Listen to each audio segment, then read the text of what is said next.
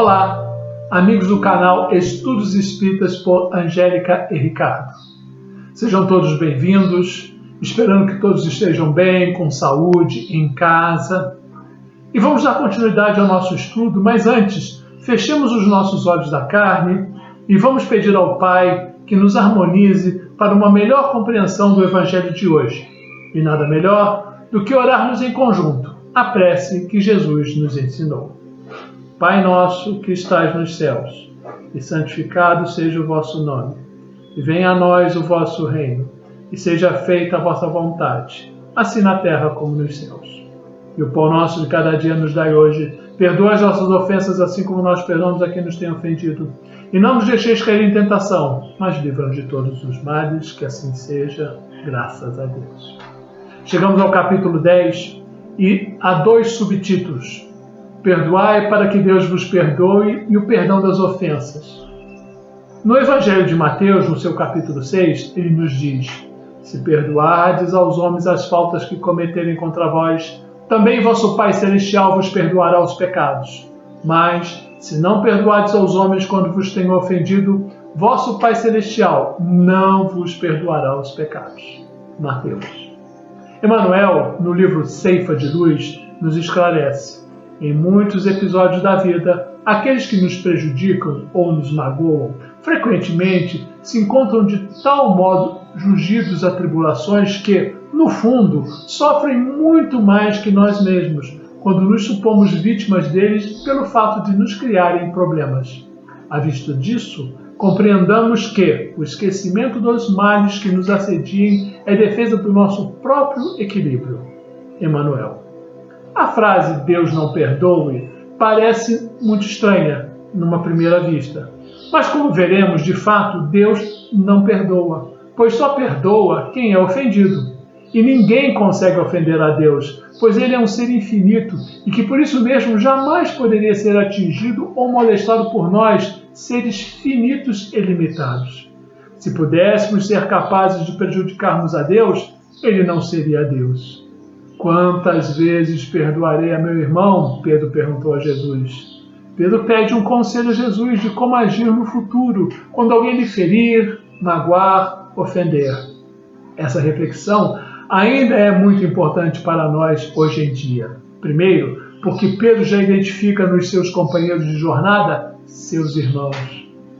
E será que nós já nos olhamos como irmãos?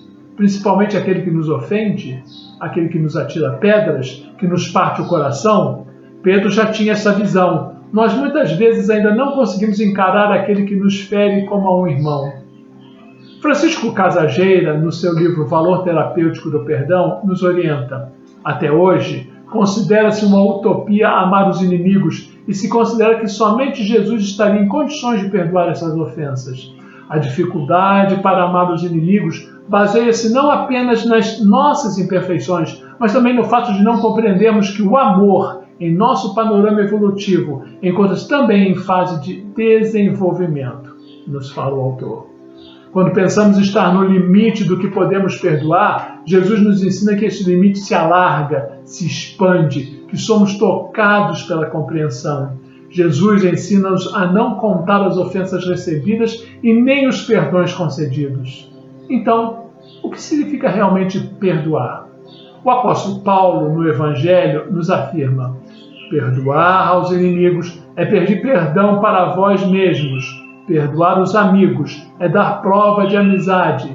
Perdoar as ofensas é mostrar que se melhora. Perdoai, pois, meus amigos, para que Deus vos perdoe.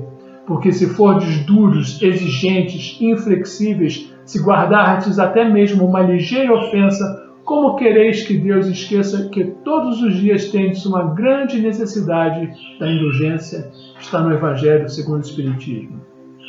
Mais do que esquecer as mágoas, perdoar, salienta Hamed no livro Prazeres da Alma, que traduz um sentimento profundo de compreensão e aceitação dos sentimentos humanos, por saber que nós e outros ainda estamos distantes do agir corretamente. Em outras palavras, perdoar lembra a veneranda Joana de Anjos no livro Vida Feliz. Não é concordar ou ser conivente com aquilo que fere o estatuto legal e o código moral da vida. Porém, Saber compreender a dimensão do gravame, quer dizer, do mal feito, e dos comportamentos a serem adotados para que ele desapareça, para quem o verdadeiro perdão somente é possível quando ocorre o ouvido, quer dizer, o esquecimento pleno do mal a que ele se foi um objeto. Nos esclarece a veneranda. Kardec afirma que o esquecimento das faltas alheias como consequência do perdão é próprio das almas elevadas que pairam acima do mal que lhe quiseram fazer, sendo então calmas, mansas e caridosas. Perdoar está diretamente ligado a compreender o outro, as limitações do outro, olhando para este como a um irmão. Mas como isso é difícil para nós, mas não é impossível. Quando alguém nos ofende, nós vestimos imediatamente a roupa de vítimas e não paramos para pensar: por que aquele irmão me ofendeu? O que há com ele? O que há por trás dessa amargura ou desta agressividade? E eu? Por que isso me ofendeu? Por que me feriu? O que há nesta ofensa que me incomodou? Por que não refletir sobre tudo isso? Lembrando que o perdão é a terapia da alma e perdoar é compreender e não aceitar. A nossa maior dificuldade em relação ao perdão e às ofensas alheias é a falta de entendimento de que nós somos os primeiros a sermos beneficiados por esse ato de misericórdia, pois aquele que não perdoa, consequentemente guarda mágoa, partindo para as distonias orgânicas. Novamente, Joana de Ângeles, no livro Joana Responde, temos: muitas distonias são resultado do veneno da mágoa, que, gerando altas cargas tóxicas sobre a maquinaria mental, produz desequilíbrio no mecanismo psíquico com lamentáveis consequências nos aparelhos circulatórios, digestivos e nervosos. Falou a veneranda. Kardec cita duas maneiras de perdoar. Uma generosa, sem segundas intenções, que evita humilhar o ofensor, tratando-o com delicadeza, com sinceridade, minimizando a sua má ação, demonstrando compreendê-lo como pessoa humana, filho de Deus, em processo evolutivo. O exemplo maior desse perdão está com Jesus sendo crucificado, numa morte considerada a mais infame, como se for um dos piores inimigos dos homens, e nos diz: perdoai-lhes, Pai, porque não sabem o que fazem.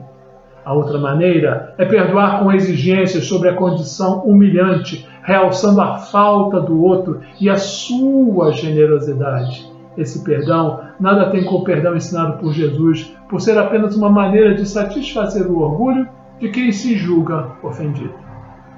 No Livro dos Espíritos, na questão 614, os Espíritos nos dizem: ainda podemos ver no ato de perdoar um despertamento para a realidade, ou seja, a eliminação da ilusão. Interessante. Perdoar não é fingir que tudo corre bem quando percebemos o contrário à nossa volta. Perdoar não é ser conivente com as condutas inadequadas. Perdoar é compreender amplamente os outros, seus limites, suas razões, sem abdicarmos dos nossos direitos e, por que não, dos nossos limites também. Perdoar é uma postura íntima.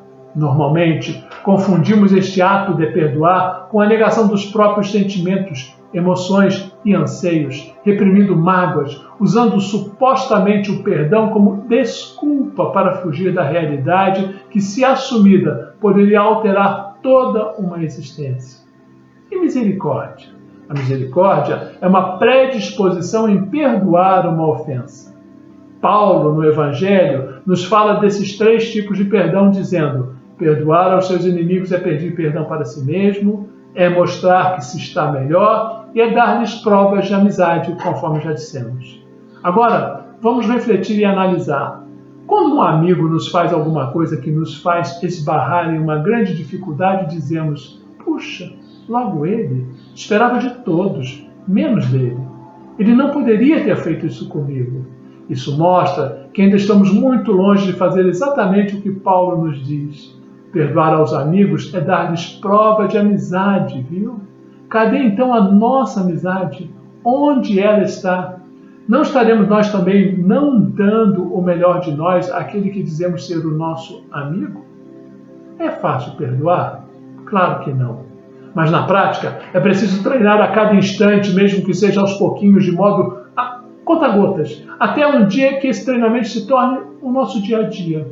Novamente, Miramês, no livro Horizontes da Mente, nos diz: Perdão é um fato sem que exista discussão sobre o assunto, pois se fundamenta no amor e é sustentado pela caridade sem insultar a lei de justiça. Belas palavras. Se perdoar um amigo é difícil para nós, muito mais difícil se perdoar alguém que dizemos ser nosso inimigo. Porque, ainda aí, precisaremos refletir que somos nós que estamos dizendo que ele é nosso inimigo. Como é difícil, né? Perdoar um inimigo, se também é difícil perdoar um amigo. Mas será que ele é mesmo nosso inimigo? O que nos leva a pensar e a rotular essa pessoa como inimiga? Precisamos pensar muito nisso. Raciocinando, é fácil para nós dizermos que tudo está esquecido, que desculpamos, que compreendemos, mas emocionalmente sabemos que não é assim. Por isso, eis aí um grande desafio para o ser humano, perdoar tantas vezes quando forem necessárias, já nos dizia Jesus. Quantos dissabores evitaríamos se soubéssemos silenciar quando não compreendermos, silenciar quando não concordamos conosco, silenciar quando não nos compreendem. Ora, se vivemos num mundo de provas e expiações e, por conseguinte, se cometemos falhas, não faz sentido não perdoarmos, visto que precisaremos também do perdão alheio em algum momento da trajetória evolutiva. O diferencial está em não guardar mágoa, rancor e lixo na alma. Por que será então que temos tanta dificuldade em perdoar? No Evangelho dos Humildes de Eliseu Rigonati, ele nos orienta: quando erramos, ou reconhecemos o nosso erro, desejamos receber o perdão daquele que foi vitimado por nós. Todavia, muitas vezes, não somos capazes de perdoar. Há uma dificuldade muito grande de se colocar no lugar do outro. Esquecemos que somos falíveis e costumamos apontar somente os erros alheios. Falta-nos a compreensão e a tolerância. Perdoar é, antes de qualquer coisa, exercitar o amor. Eliseu Rigonati. Através do Pai Nosso, suplicamos diariamente ao Altíssimo que perdoe as nossas ofensas, assim como nós perdoamos aos nossos devedores. No livro Sermão da Montanha, Rodolfo Galigares nos ensina: pois bem, valorizemos as nossas orações, traduzindo em atos tão sublimes palavras, perdoando de fato aquele que de alguma forma nos tenha ofendido. Rodolfo Galigares. Pede a oração ensinada por Jesus, que Deus nos perdoe a ofensa na medida do perdão que ofereçamos aos outros. Ensina-nos a prece dos humildes franciscanos, que é perdoando que se é perdoado, lembram-se? Da mesma forma que, para recebermos, é preciso oferecermos primeiro. André Luiz, relembrando a verdade, nos diz: o perdão, no fundo, nada tem a ver com o que nos feriu. Tem ligação imediata e direta conosco mesmos. Determina o grau de egoísmo que habita o nosso ser, de ignorância e de demência que nos acompanha a todos os passos, e de hipocrisia que existe em nossa religiosidade. André Luiz, relembrando a verdade. Novamente, cabe aqui algumas reflexões. Quem então necessita de perdão?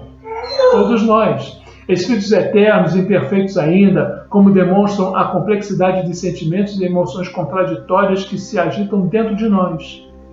O perdão no dia a dia leva-nos à humildade de reconhecermos que todos somos iguais. Perdoai-lhes, Pai, porque não sabem o que fazes. Lembram de Jesus. Outra pergunta: quem na Terra possui a consciência totalmente pura para exercer a misericórdia plena? A respeito disso, vale lembrar a passagem evangélica que Jesus é instado a manifestar-se sobre a mulher adulta.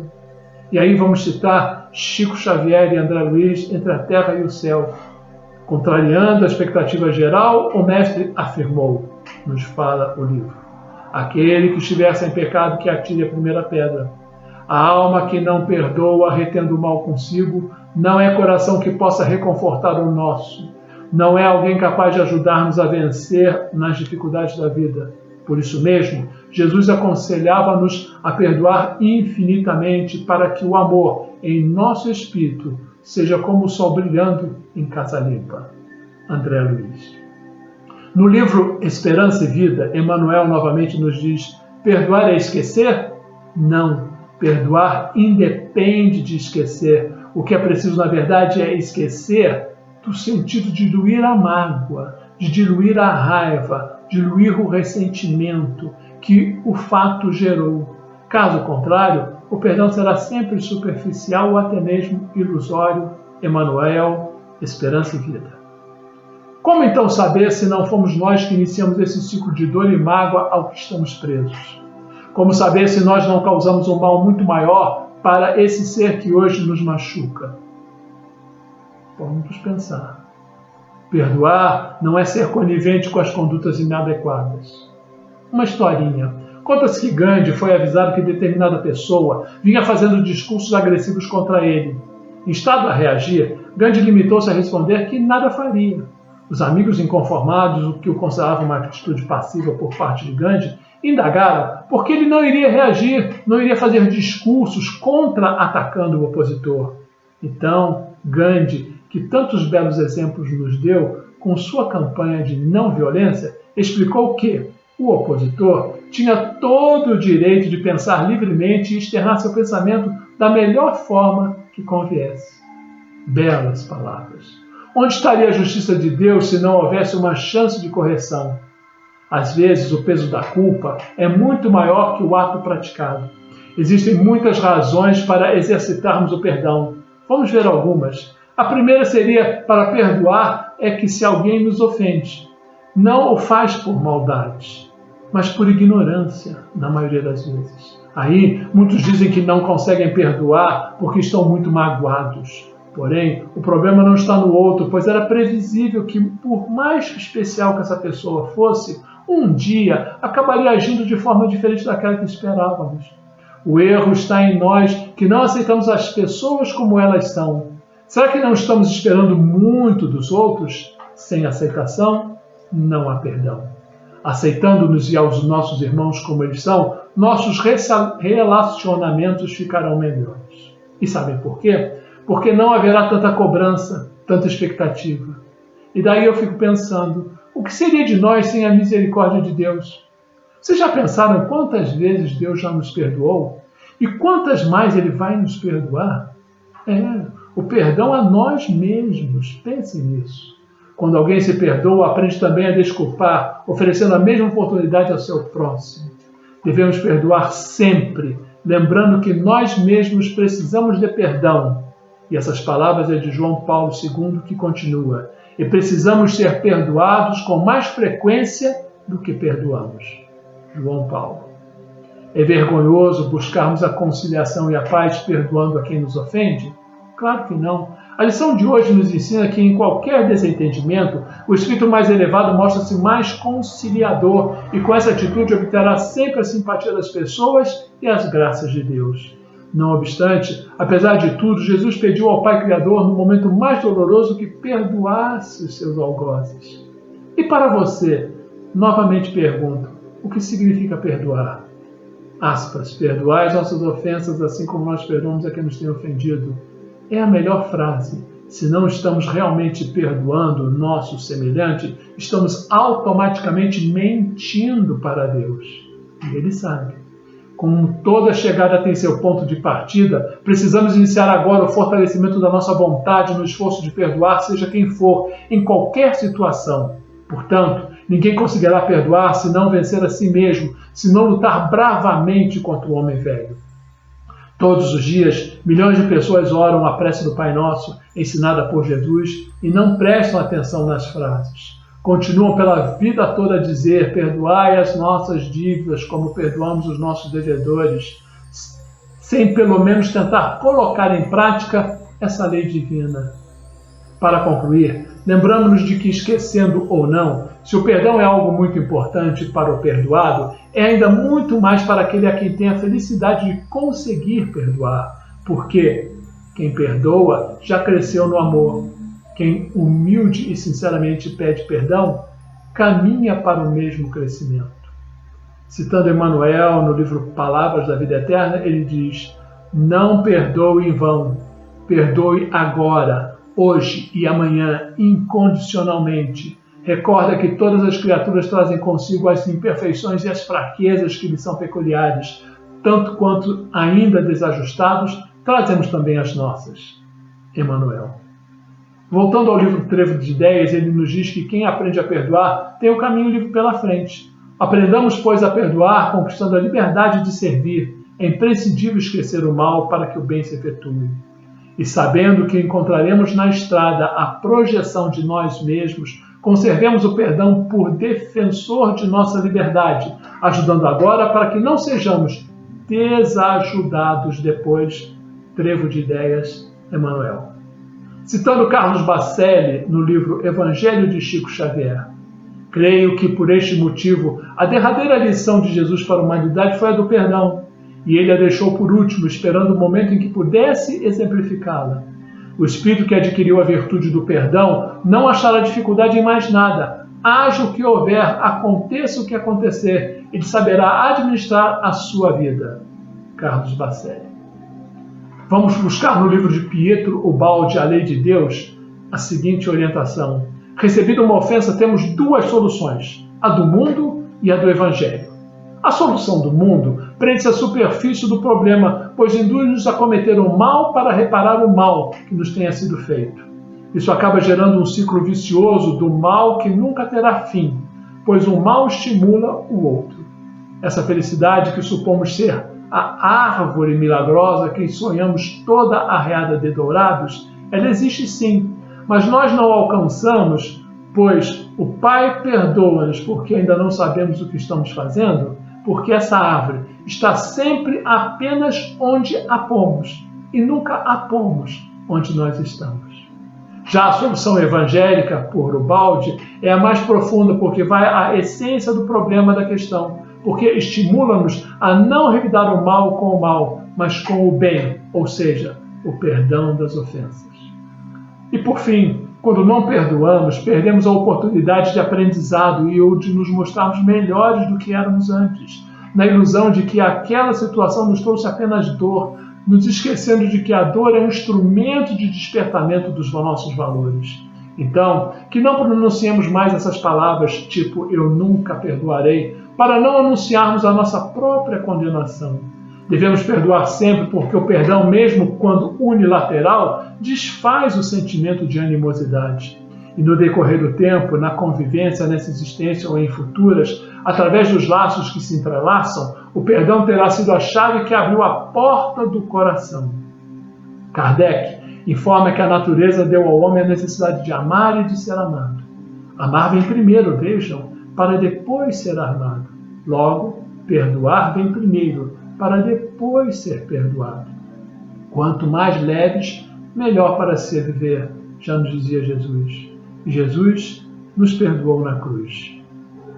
Chico Xavier, no livro Tocando o Barco, diz que Jesus se referiu ao perdão em diversas oportunidades, mas na hora da cruz, padecendo toda a espécie de humilhação e ensinamento, foi gravado a fogo na consciência da humanidade.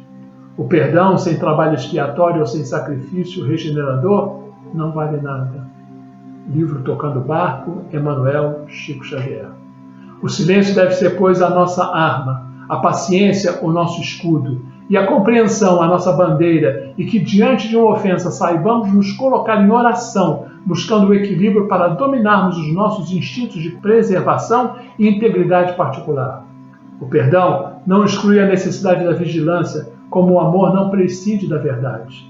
O perdão reconhece o mal, mas permite que o prejudicado leve a vida à frente. O perdão pode conviver com a justiça e não impede que se faça coisas justas ou inadequadas. Você apenas não as faz de uma perspectiva rancorosa ou transtornada. Se o nosso irmão se arrepende e procura o nosso auxílio fraterno, amparemo-lo. O que é indispensável é nunca perdermos de vista o nosso próprio trabalho, sabendo perdoar com verdadeira espontaneidade do coração. Se nos labores da vida um companheiro nos parece insuportável, é possível que também algumas vezes sejamos considerados assim. Por isso, é perdoando que nos livramos das ofensas, é perdoando que nos aliviamos dos nossos fardos, é perdoando que tranquilizamos os nossos corações, é perdoando que estabilizamos as nossas consciências, é perdoando que compreendemos os nossos deveres para com Deus, é perdoando que sentimos o amor nascer em nós, porque fora do perdão não encontramos sossego na vida nem paz na consciência. É com essa certeza que seremos brandos e pacíficos nos caminhos das bem-aventuranças. Finalizando o estudo com as palavras do nosso Mestre: se tu me amas, segue meus ensinamentos. Vale a pena tentar. Por isso, tente. O segredo dos que triunfam é sempre recomeçar. Então, recomece agora. E agora, Pai, eu vos peço ajuda a entender os seus ensinamentos. Peço ao Mestre Jesus que fazer que entendamos a vossa vontade e nunca a nossa. Lançai o vosso olhar sobre nós, a fim de que tenhamos a claridade da vossa ternura e não as sombras da vossa ignorância. Favorecei-nos com a sabedoria para o êxito da viagem de ascensão. Se somos regidos pela lei de causa e efeito, que nos faz experimentar as mesmas situações que proporcionamos aos outros, sejamos misericordiosos, para que possamos perdoar e sermos perdoados. Pedimos ao Pai que se harmonize os locais de dor e de sofrimento, como hospitais, presídios, asilos, creches. A harmonização aos nossos dirigentes, para que tomem sábias decisões, e que também temos uma harmonização pela nossa humanidade, que passa por esse momento tão turbulento. Pedimos uma harmonização pelas casas de oração e demais segmentos religiosos, bem como a nossa casa espírita. Por isso, agradecemos a Deus. Se você gostou, inscreva-se no nosso site, clique na mãozinha, faça comentários e divulgue o nosso canal com os amigos. E até a próxima quarta-feira, se Deus quiser, que assim seja. Muita paz.